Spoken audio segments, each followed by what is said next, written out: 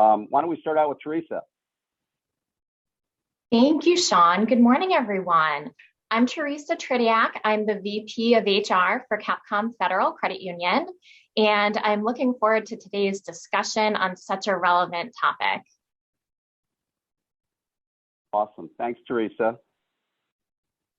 Deb? Yes, good morning, everyone. Great to be here. Thank you so much, Rachel, Bruce, Sean, for inviting me to this conversation. I'm Deb Antonelli. I'm the Chief People Officer at Ecovative Design. I'm also the scale-up HR consultant to Ecovative spin-off companies and business divisions such as My Forest Foods, Mushroom Packaging, and Forager. I've been with Ecovative for around 10 years now as a consultant, but also as their people strategist over the last 10 years. I'm super excited about this conversation as well and to participate with Teresa and Dr. Chris.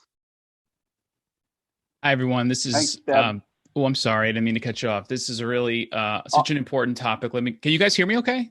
Yes. Okay. Yeah. My name is Chris Fasano. I'm a developmental neuroscientist by day. I am a marketer at Overit Media, and by night, I am a mental health podcast host.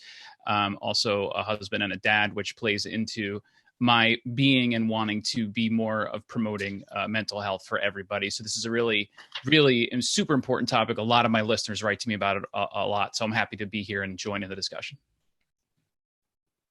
Thanks, Chris. Chris, you got a lot of jobs. Boy, now I got to try to figure out how I can do some more. I know, Sean, awesome. I got too many. No, you're good. Don't worry, you're good.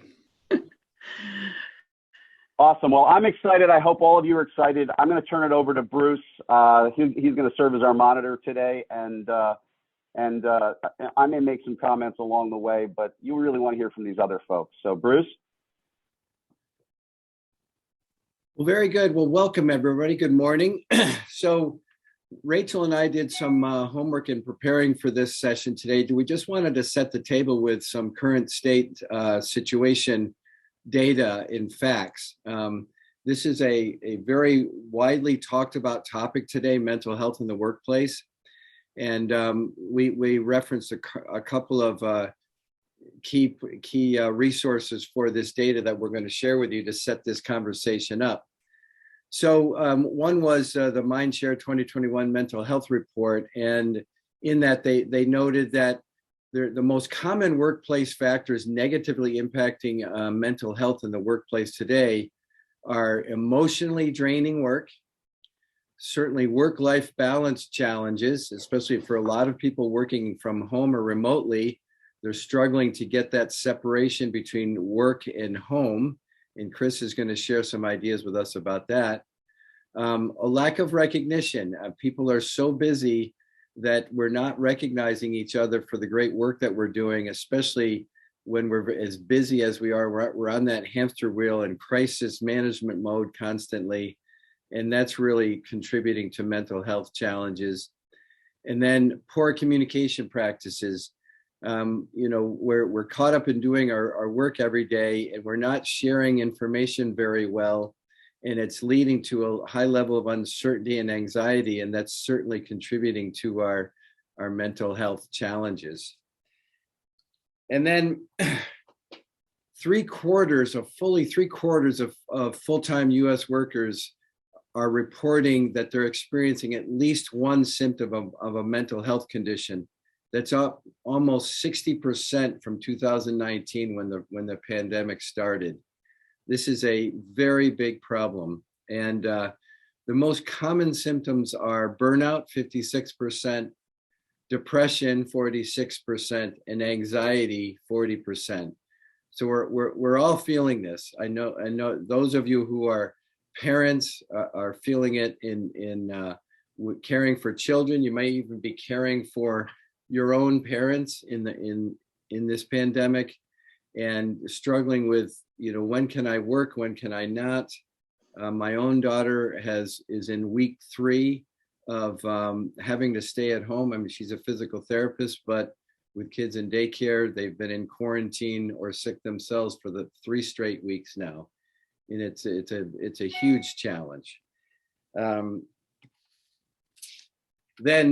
in 2021, the prevalence of mental health concerns among leaders rose significantly with leaders.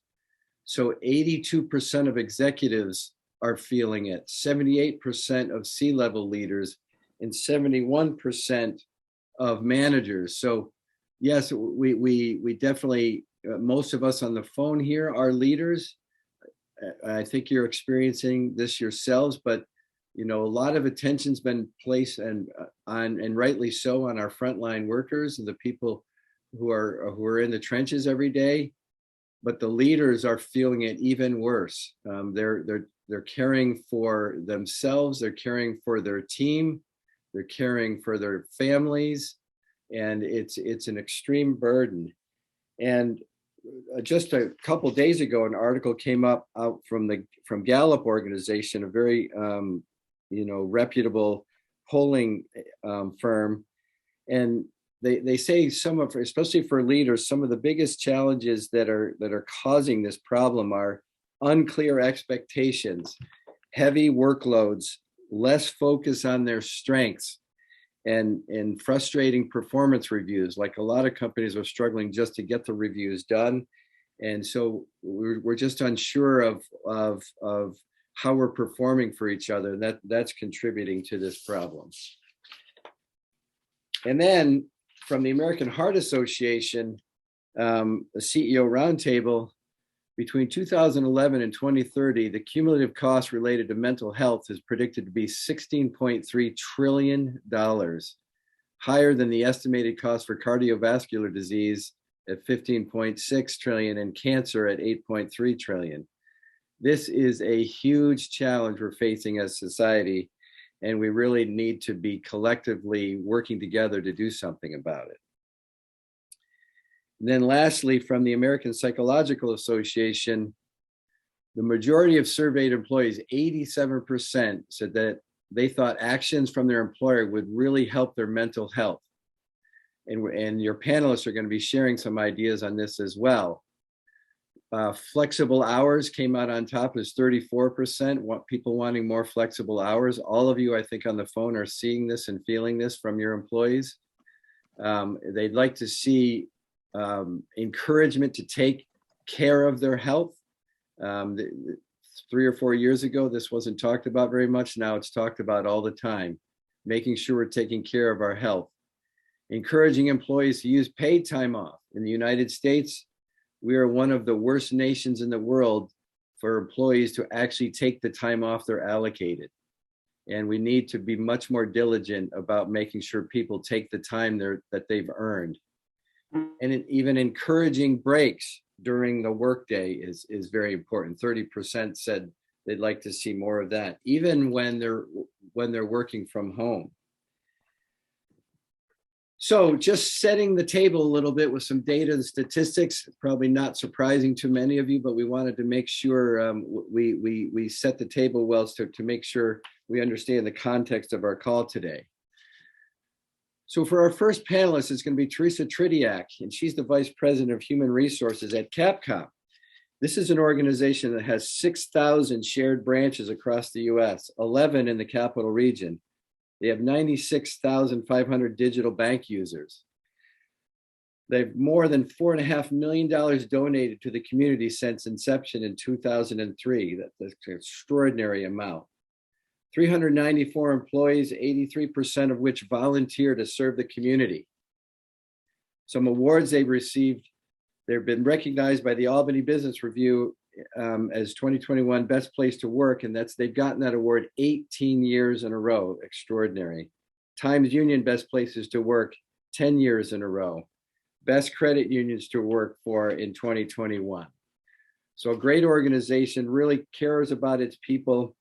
But Teresa, we understand that Capcom is taking very intentional and robust approach in strategic and have established a strategic system to consistently communicate with all your employees through a variety of mediums, and you're striving to openly raise awareness of the importance of mental health. And also you're striving to get out in front of the challenges your employees are facing. Could you expand on this a little bit for our audience? Yes, thank you, Bruce. So at Capcom, we do have an orchestrated communication plan, and we do have a team that leads our communications efforts. And the leader is within our marketing team, and they co-run this team with our VP of Member Services, who oversees all of our branches and also member services. So the way this team is structured, there is an executive sponsor team. I'm part of that team, as well as our Chief Relationship Officer, one of our senior leaders within our mortgage division, and then our VP of Marketing. So that makes up the senior group. Then we also have a working team, and that's made up of a cross-section of employees across the credit union and also our subsidiaries. And the primary reason for that working team is so that we have a feedback loop. So based on communications that we are sharing with our employees, what's resonating with them? What are some of the things that they are looking for, from the leaders in terms of information that is being shared? Or what would they like to see that would bring them more support so that they can be more effective in performing their positions?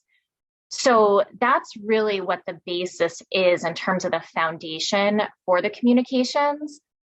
And how it works, we do have a specific cadence set up. So we have a variety of communications, and we also communicate through several different channels. And part of that is reinforcing some of those critical messages. So not every communication is going to be exactly the same, but we are going to reinforce some of those key information details that our employees need to know. Studies show it takes at least 7 times, if not more, for somebody to hear or see a message for it to really sink in and for the individual to understand it. So some of the communications that we do on a regular basis, we have been since the onset of the pandemic, it's been a weekly COVID update. So as all of us know and have experienced, things just change day to day. And once you think everything is figured out, it changes again tomorrow. So making sure that we're on top of the latest updates that are coming out from different governmental agencies, being aware of local regulations. There's so much information coming at all of us, even through social media channels. It's hard to decipher what to believe, fact or fiction. So what we do on a weekly basis, we will include some key reminders. Some of those are consistent week over week. For example, completion of the daily health screen, making sure that everybody is adhering to safety protocols, why those are important. And then also anything that's new or might have changed from one week to the next. We also report on the local transmission rates. But then we also, in all of these messages that go out once a week, we remind staff of important resources, benefits, employee programs that are available to support them, but also their dependents if they have any. And we try to have a positive message in there as well.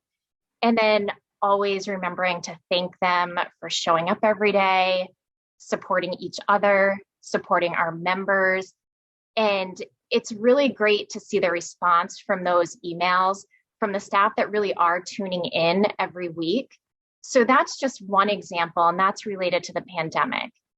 Some of the other communications, and there's different cadences set up. So for example, we have an HR and learning and development update that goes out once a week, and that's on a separate day from the COVID update. The COVID update kind of kicks off the week on Monday. Midweek, we send an HR and learning and development update. And we're fortunate, we have an individual on our team who really excels at communication. And she has put together this really great format. It's almost similar to if anybody reads the Skim or you get any blog updates.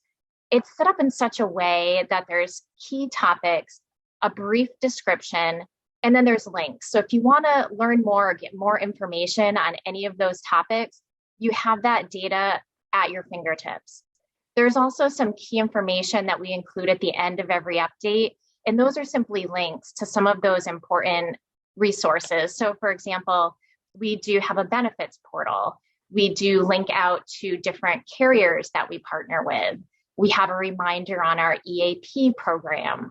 So there's really everything that they need is in that one communication. We'll also highlight new employees who have started and link out to their bios and photos. We'll do reminders on company events that are coming up. And obviously the bulk of those have been virtual. One of the tools that we've found to be very effective and employees love is that we'll do a periodic engagement quiz, so to speak.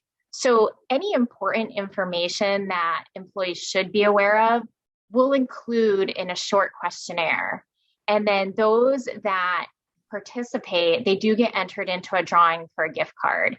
We have found so much engagement because we can track the participation rates, and it's a great way to reinforce information to make sure that staff truly understand it. And if they don't, they know who to reach out to for more information. Since we know everybody is inundated with emails, we also have other forms of communication. So our CEO, he will do a monthly executive buzz, and it's a short video. We make sure that it's anywhere from 2 to 3 minutes. And in that video, he will reinforce some of those key messages, but also share updates with the whole organization. And the nice thing is most staff are going to tune in.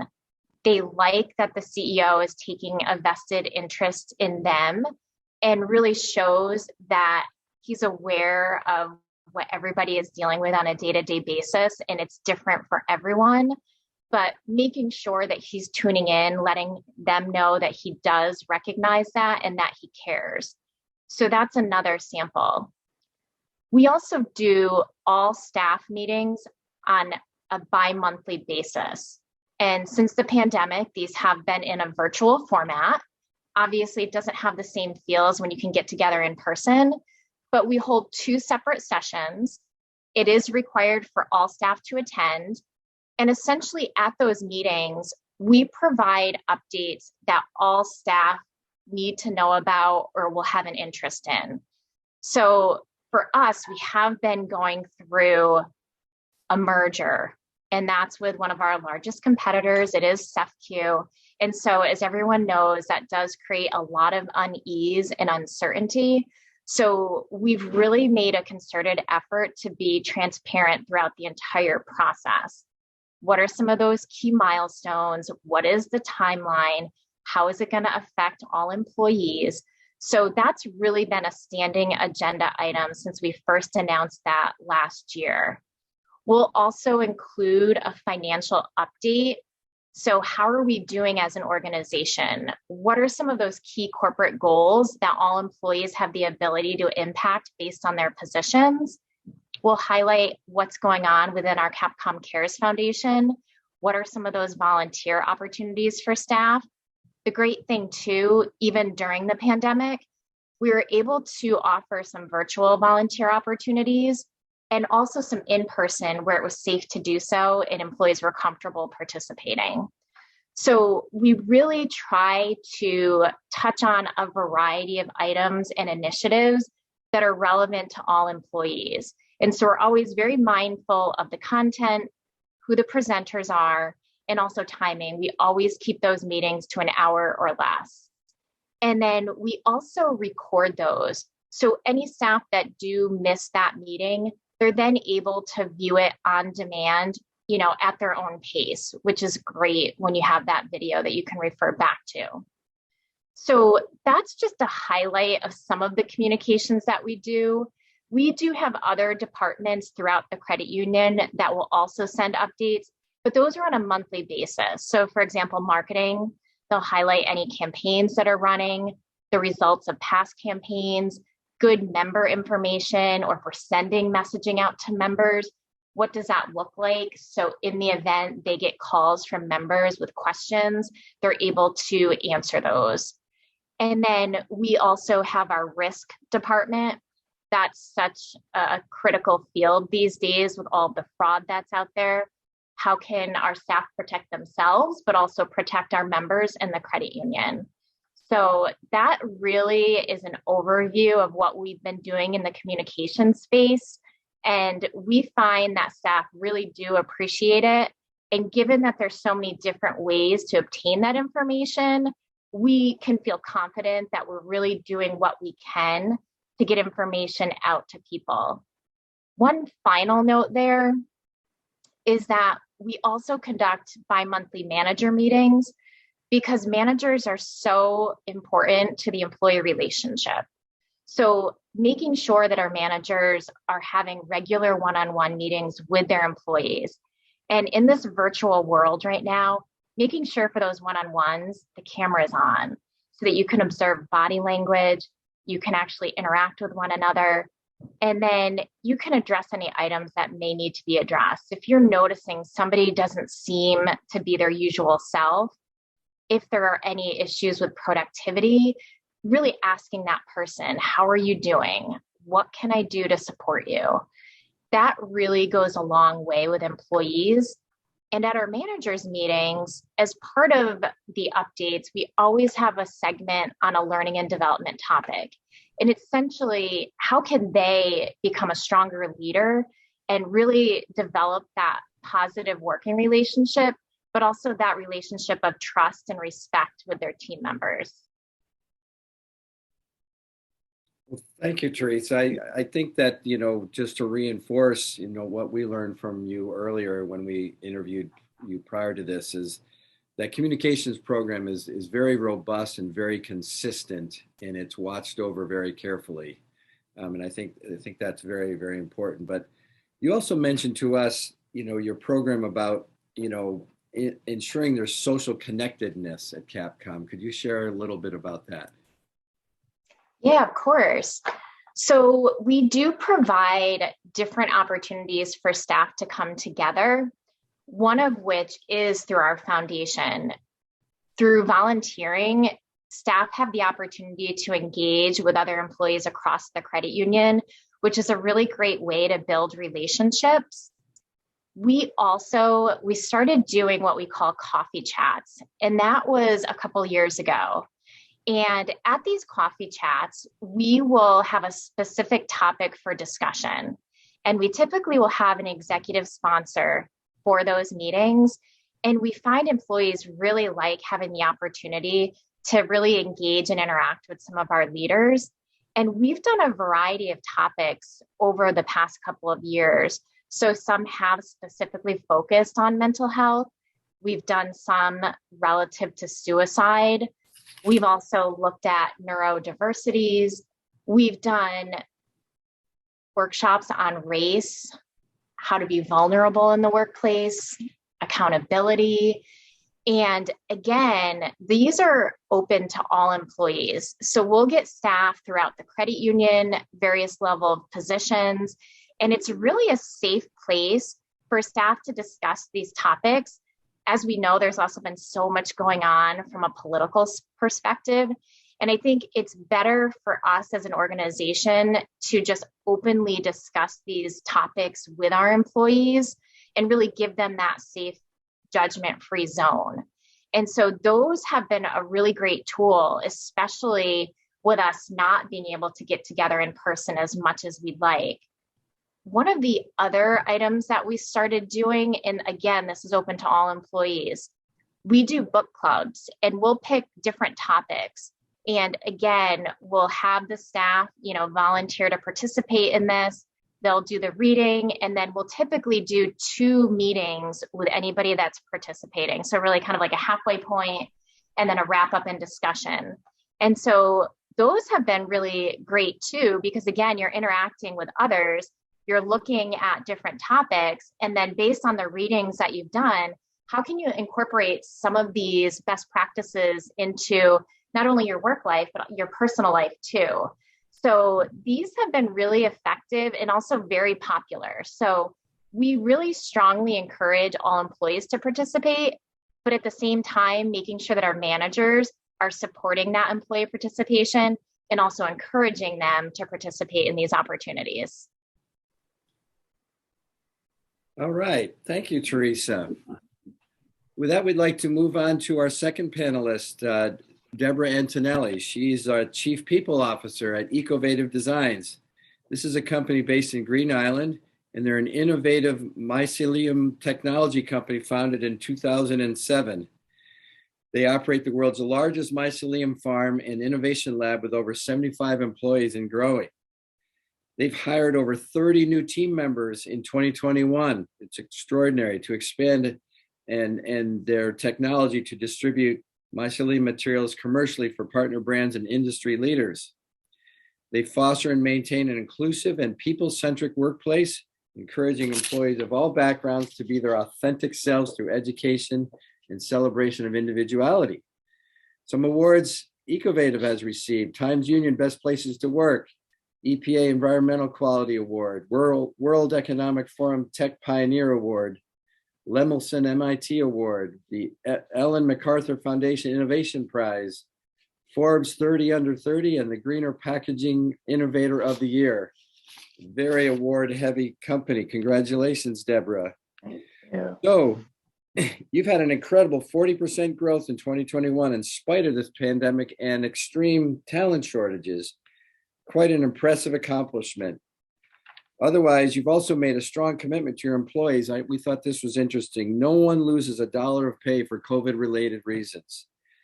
I'm sure that this helps employees worry less about the uncertainty of these rapidly fluctuating COVID situation.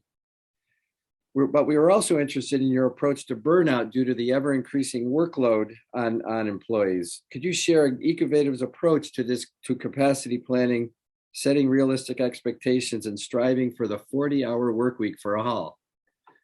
Awesome. Thank you, Bruce. I'm so proud of those things that you just said. So our business is doing big things. You just heard, we're turning mycelium into products and world-changing things. And with that, we have a team of intensely committed employees striving to make a difference, and passionate people can really get caught up in putting in a lot of extra time and energy into work.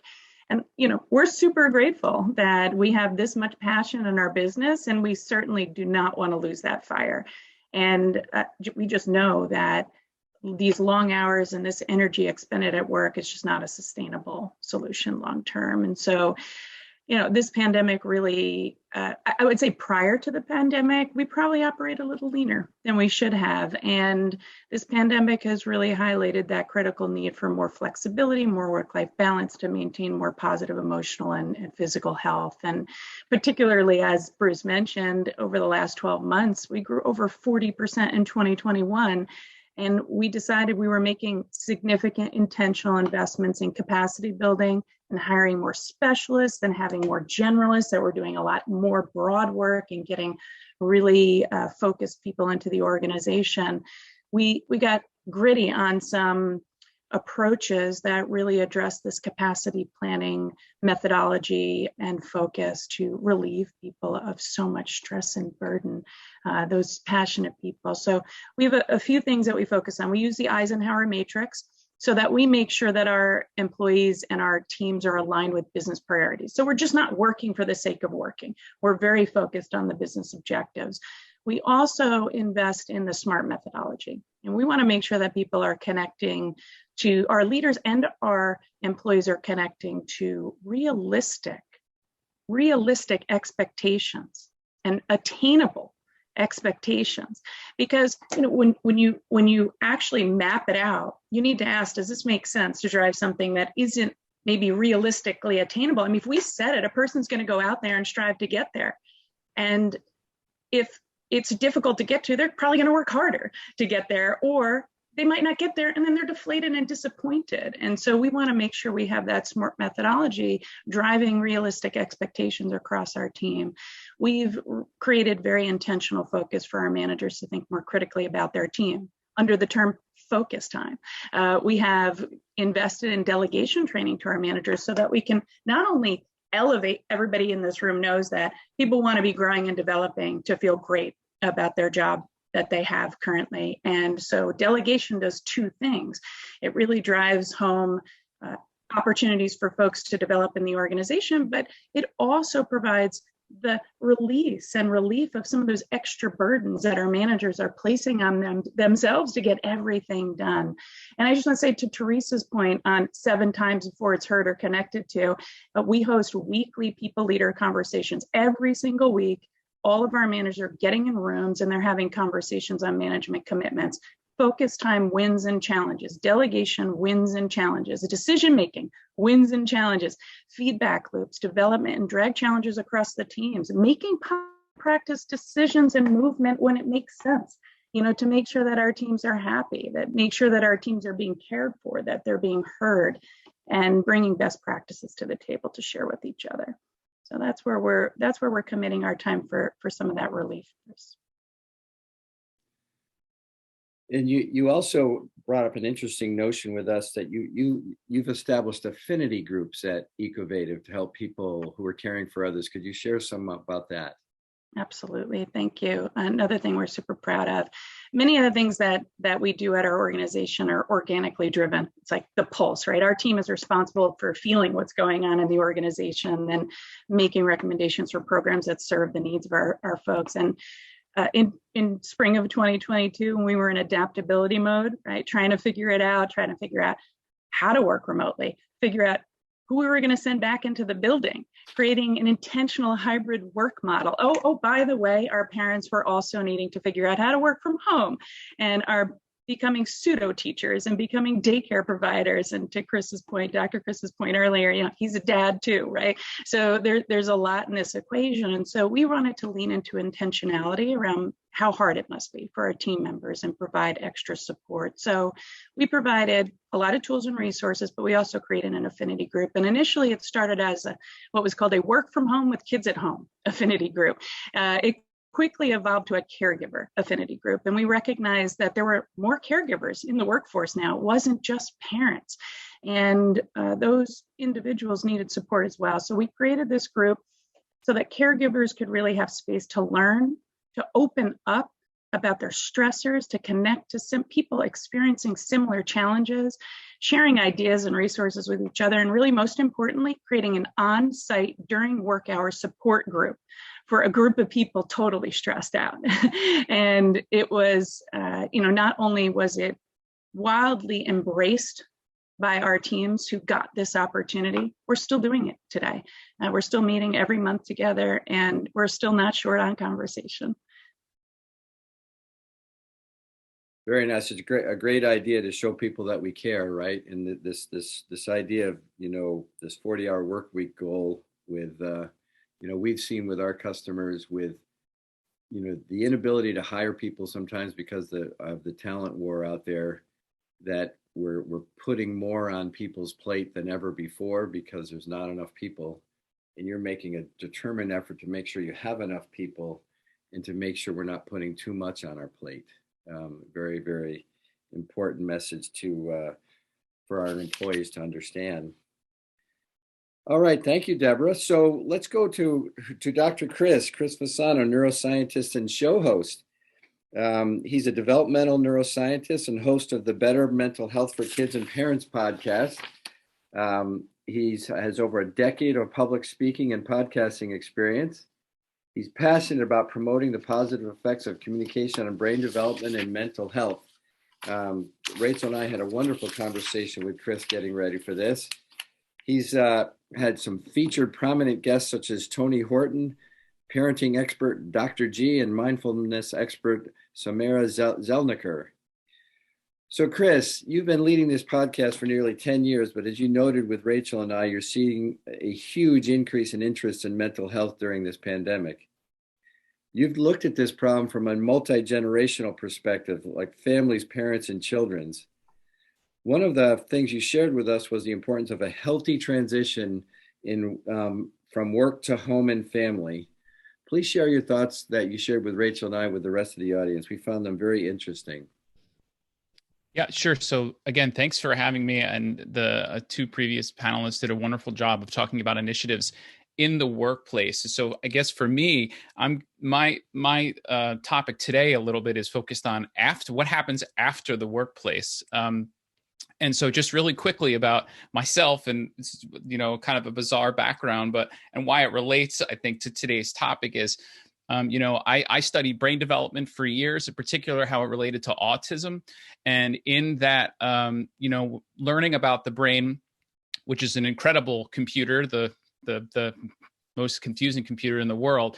From birth to 7 years old is the most important and most critical time in a brain and formulating good, healthy habits amongst a human.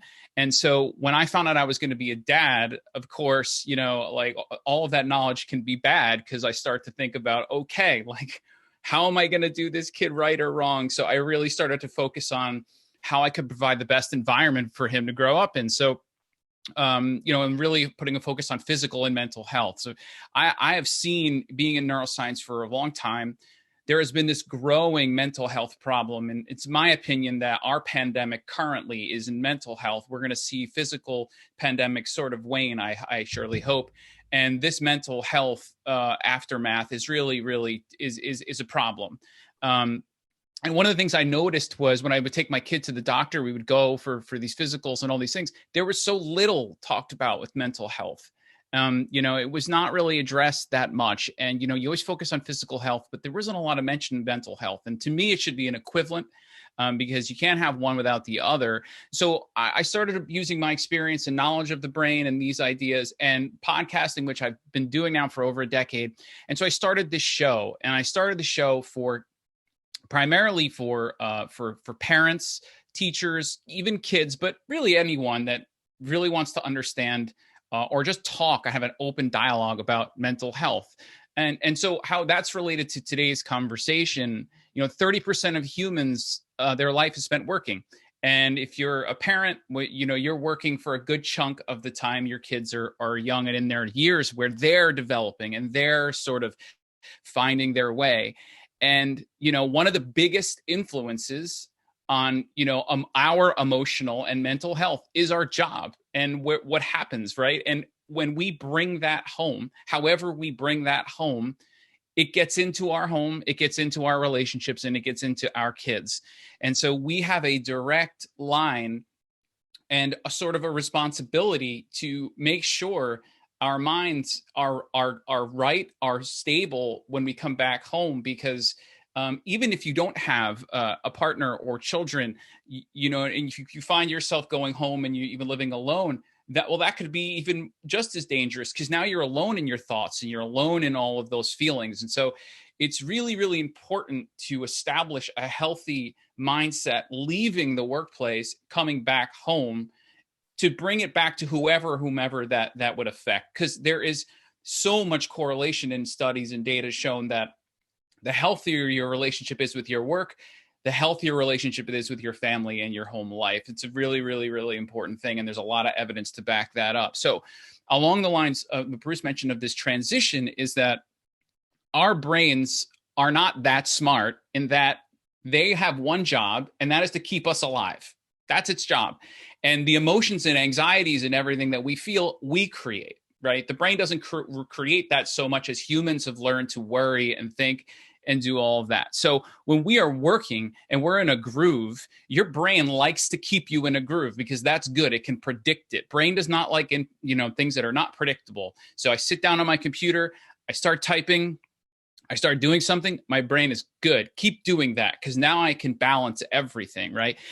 It likes consistency. It likes that. So now my day is over and it's time for me to go home. And even worse now, I go downstairs. That's my ride home, is I walk down the steps. So you have to the first thing you have to do is let your brain know that your day of work is over in some regard. And the way it starts for me, and I feel is the best, is digital inputs. So we are on the phone, we are in our computers, we have all these lights, we are typing, we're doing all of these things. And that keeps our brain firing at alarming rates, right? We all know, like, addictions to phone, addictions to technology, phones and these things release chemicals in our brain the same as it does when you have a drink or someone who's addicted to drugs. It's called dopamine. It keeps our brain going, and it keeps us going. So the first thing to really signal to your brain that it's time to stop is you shut it down. This is like a very common thing, but very hard to do. Shut your phone off if you can. I have a little sort of phone bed. We have a phone box in the house. It's a little shoebox that I created. My son helped me make it. I drop my phone in there and I leave it there, and I try not to go back to it. shut all your digital inputs down. Don't check them for a while. If you cannot for the rest of the night, that's not the case for a lot, but shut it down. And that begins your transition. Remember that I think a lot of people feel very relaxed. They sit, they're done with work. Maybe they sit and they scroll through their phone, and then that's a way they relax. But I have to tell you that is not relaxing to your brain. You might feel relaxed physically, but your brain is going still, because all of those inputs are keeping it firing. So it has a converse effect. You might feel relaxed because you're not working, but your brain is still working. And so therefore, you're not really transitioning or keeping your mind calm. And that's the goal in relaxation and stabilization, is calming down, slowing everything down. So I think the first part of transition for me always is shut it down. Shut down digital as much as possible, wherever that's possible. The second thing I would say is, the pace of your workday sort of leaves a residue on your mind. We plan, we strategize, we do all of these things. That's how we're productive at work, but that's not a good mindset to be in for your home and for your family life. So what I like to do after I shut everything down, when I can do this, is I like to take a quick walk, like a very quick walk. And if I can't, if it's, minus 100 degrees around here, what I'll do is I'll step outside. I'll just kind of go outside. I'll look around, not on a phone. I don't look at anything. And I just walk, and I'm sort of like in what's going on around me. I'm in the trees, I'm in whatever. I'm just sort of like distracting my mind with nature's the best distraction, to be honest with you. I think through COVID and the pandemic, one of the really beautiful things that humans connected more with nature, because it got them outside, because that was really the only thing that they could do. So I recommend, you shut it down, you go outside if you can. If you have a commute home, if you're still in the office and you're commuting, put your window down a little bit, let the air come in, shut the radio off a little bit, and just sort of, just sort of let it go a little bit. And that helps your brain know something is different is happening now. So I can sort of, relax a little bit in that regard. Next thing I'd say is breathing. Oxygen is your friend. For anybody that suffers from anxiety, I have anxiety, I suffer from it. What you learn in one of your strategies is oxygen is your friend. Breathe deep. When you breathe in air very deep, I teach my son this a lot. Take a deep breath in. It will your brain will, the more oxygen you have, the more efficient your body runs and your mind runs. So you take deep breaths in. I do this on my walk. Right? Go for a walk, take deep breaths in, let it out, deep breaths in, let it out, sort of brings you down a little bit, helps you get back on track. So you shut down your digital inputs, go for a quick walk, deep breath of air. And then lastly is just slow it down. When you're at home, slow it down, intentionally slow it down. So if you're washing the dishes, do it a little bit slower. If you're hanging out with your kids, try to do it a little bit slower. Almost do it excessively a little bit, because what you're trying to teach your brain is this part of my day is slower than the morning of my day, which is faster. And your brain will start to notice the difference. So hopefully you train it so that when you're in the slow part of your day with your home life and your family, and you're going fast, your brain will say, hey, you're supposed to be slower here. Like, you're going too fast for me. I'm not, you've trained me to be slower and you're going too fast, and you'll get those cues and you'll slow down. So I think for those are I would say the four things to transition: shut down digital, transition outside walk, deep breaths, and intentionally slow down. Dr. Chris, may I ask you a question? Yes. Do you mind, Bruce? No. No, go ahead. So awesome. I'm like writing down everything you're saying and loving your energy toward this mindfulness. And, since Teresa and I were the employer side of this and in the in-work side of this, is there one particular thing that you would say, the one thing that employers need to be doing, the number one must have to drive this balance, this way of separation? Might there be one that you say, look, you just can't go without? You mean at work or just in general? Like a program, an initiative, a practice, anything that we should be doing to support what you're recommending we should do when the day ends. So I think awareness in life is key. So I think that anything to help your employees be aware of certain, like those 4 things that I just mentioned, right? Anything to help your employees be aware of those sorts of things is valuable, because a lot of times people, humans just get so busy and they know it. They know they have a problem. They know they're feeling a certain way, but they just don't really know what to do about it. They don't know really what steps. People say like therapy, but therapy is this like very big, like that can cause people more anxiety. Like, what am I supposed to do? I don't really know. So I think possibly, first of all, letting your employees know that you're aware of the problems, right? Look, we understand, because you're all humans too, right? People who work, at executive levels and, our panelists are your levels, you suffer from this stuff as well too. You are just as human as those employees are. And I think everyone likes to be related to.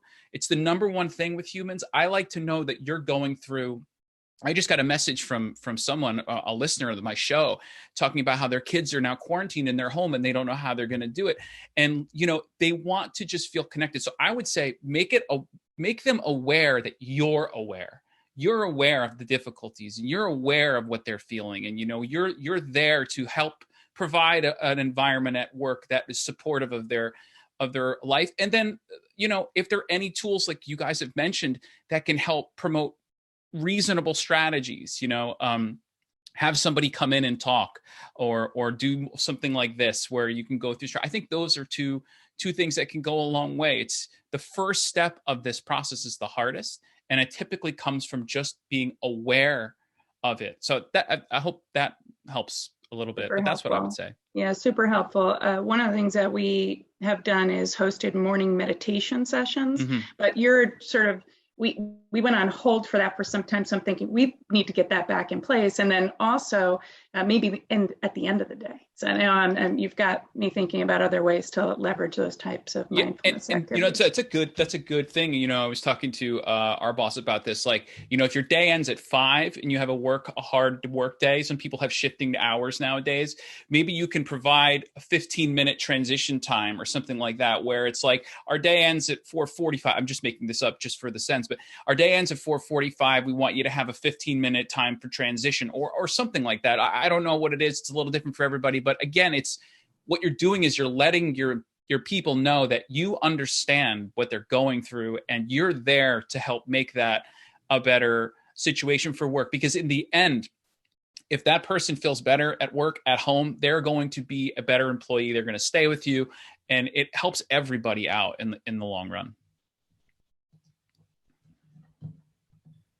Yeah, and we're kind of running out of time, but I do want to share one other thing Chris shared with us was this idea of unburdening yourself from what you're feeling. So, and this might feel kind of touchy-feely, but it really resonated with me is we need to encourage our employees to share what they're feeling with their manager, with each other for this greater sense of community and not in a whining kind of way, but in a just sharing and that we are human beings and we care about each other kind of way. So I just thought that was very interesting, Chris. So with that, Rachel, do we have any questions from our audience that? We do, yeah. So the first one I have here was in the earlier slides, you mentioned burnout as one of the mental health symptoms to look for. Can you describe what that actually looks like in practice, since that's kind of a buzzword right now? Chris, how about you? Could you share what do you think that looks like? So I could tell you right away, I noticed it in some of my team, their mood is completely different. Like everybody has a being. If you know your people, you know them. And you can start to tell when they're off. They get more agitated, possibly more angry. There's a tone in their voice. So I would look for that, a big sort of change in there. There's a motivational change.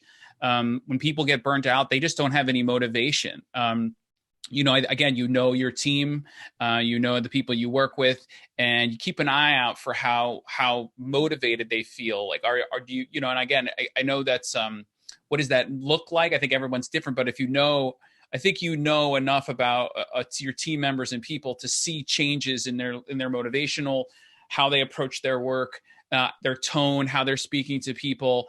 And then like the quality of the work, right? So like, what does that look like? Has it drastically changed? Are they late to meetings? Are they not meeting deadlines?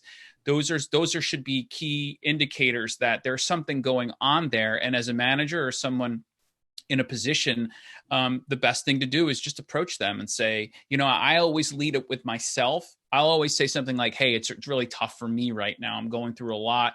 It's really hard. It's a lot of work. And I'm noticing that, is everything okay with you? And what I do there is I immediately make myself be also have a problem, and it lowers it makes them now more comfortable to say, yeah, I'm feeling the same thing, rather than me saying, hey, I noticed you're behaving this way. What's going on? That tends to make people get like, whatever. So I always lead it with, I'm really struggling right now. It's really hard. Are you feeling like that? And it tends to make them say yes. So those are some things I would look for. It's an interesting strategy. Yeah. So another question we got is, the communications plan presented by Capcom was awesome. Capcom, however, is large. They have teams of people to help lead each of those areas. How can a small organization with, say, a department of 1 or 2 implement something like this too? Yeah, so I'll take that one. And I think, regardless of the team size, I think, if it is a small organization, there is likely 1 or 2 individuals that may want to take this on, but also getting input from the other members of that organization in terms of what's important, what are some of the key things that we do want to communicate, how can we be more transparent with our teams? So I think many times it's just if you put that opportunity out there, or maybe tap somebody on the shoulder that you think might be a great fit for that type of opportunity, I think that you'll be surprised how many people, are excited and want to be a part of that. And it can truly be a team effort. So even just chunking out, so if you decide what your maybe 3 or 4 key items are, maybe each person takes one of those items, and then you just have one person that then is kind of the one facilitating and getting that communication out through whatever channel you think will be most effective, knowing your organization and your employees. Yeah, I would even suggest, Rachel, real quick to follow up with Teresa there, is reach out to Teresa and find out what the essential elements of their program is. Benchmark from there instead of reinventing the wheel. And just get some ideas and might save some time, because it might only be 1 or 2 people doing it. Sure. And Bruce, just to follow up on that, what I get a lot of questions on this kind of thing. How do taking big company stuff? You could almost start with Teresa's list of the things that she's doing and what Deb's doing, and then say, get together with that 1 or 2 other members of your team and say, hey, what's some things here that are most important to us, and maybe even prioritize that might be helpful. I think it's also that, I'm sorry, Rachel, I can. Go ahead, Deb. I think it's also a commitment from the organization. I mean, during a time like this, how much investment will the business make in things like the HR and marketing teams to be able to fuel these things? I mean, this is maybe the time. If you're short on people, strategists and people in your organization, or communications people, this is probably the time to be thinking about making a greater investment. So I think we have time for one more question, and that question is for, hold on, one other good one just came in. Someone said, what are some best practices to support balance when you have employees which span an 8-hour time difference between the UK, Canada, and everywhere in between? Wow. California, yeah. Yeah, that's tough. So I don't mean to cut any of the panelists off if they wanted to jump in, I guess I'd have to come back to this idea of just trying to establish some sort of routine, if you can, if you can create. I imagine, California, they're all. So I imagine your day at work in that regard couldn't be all day, all night, right? I imagine there's windows of time that you're working, but maybe that time is shifted more into your home life time, like unlike others would be. And so I think one of the things would be, it's very difficult for you to do both at the same time. It's very difficult for you to be working and actively parenting or actively, being in your home lives. It's very hard. So if that is the situation, I would try as best you can to establish some sort of routine where you say, you have to make up for that time in different ways or on different times, because again, if it's 8 o'clock at night and you need to be on a phone call, if you're going to be on that call and then also trying to, I keep doing this because, my kid, I'm used to him coming in the room. If you have to, do that while you're doing that, it's going to cause you so much stress because you can't transition that fast. So if it's possible, try to establish some semblance of a routine, again, to make sure your mind and your brain know this is the time that I'm most likely going to be working. And then these are my shoulder times where I'm not, that's a difficult one. And that'll cause stress. It's causing me stress just trying to read the question and come up with a good answer for you. But I really would just say, you just try to routine it as best you can. And make sure if you can to not try to be doing both at the same time, because that's really going to really cause the stress to really go. We're at closing. I had some ideas, but we're at closing, I know, so I don't want us to end up running over. So anybody can reach out. The folks who are talking about that, we have a few things that we do intentionally to address this time zone differentiation across the team. So happy to share ideas. So Deb, that's a great segue from me. So one of the things I asked the panelists before we started, because I knew that there would be lots of questions and probably not nearly enough time, is can all of you reach out to them? And they absolutely, to a person, said yes. Certainly you can reach out to me, Bruce, Rachel, at MPI, because I think there were some great things. From Teresa, I walked away with having a proactive system. Capcom is doing so many great things over there. With Deb, it's the innovation that you have in your business. The big thing that you're going after also extends to what you're doing on this particular topic. And I think that the innovation just transcends and it moves over to the people side of things, which I think is awesome. And Chris, you just taught me a whole bunch of things I need to start doing to shut down. So I think all of that is awesome. So I want to thank the audience. I thank all of you for participating. Panelists, you were awesome. What I would say, just as a parting comment, is the battle for talent isn't going to get any less fierce. And retaining our team is really critical. I think that I walk away with the idea that I've got to make sure, even though I have a relatively small team, that I'm doing everything I can to help them manage stress in their job. I hope you enjoyed all this. Our next kickoff meeting, as you see up on the screen, is April 13th. We do it quarterly. We'd love to have all you back and then some. So I hope you have a great couple of months. And if I don't see you sooner, we're hopeful that we will. But feel free to reach out to any of the panelists, because they were not only awesome today, but they'll be awesome when you reach out to them as well. So have a great couple of months, and hopefully I'll see you in between. Bye. Thanks, everyone. Thanks, everybody. Thanks, everyone. Bye-bye.